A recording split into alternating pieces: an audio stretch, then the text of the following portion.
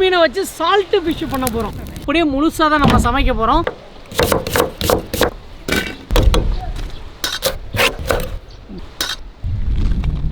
இது எல்லாத்தையுமே அரைச்சி எடுத்துக்கலாம். சட்னி நல்லா அரைச்சி எடுத்துகிட்டு வந்தாச்சு. உருணும்.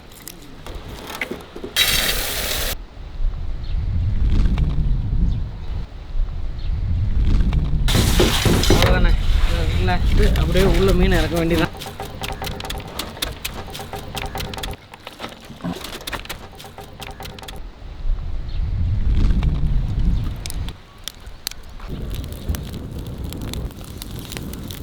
அப்படியே ஊற்றி அந்த சிலாம்பு உப்பும் தான் இந்த மாதிரி ஆயிருக்கு.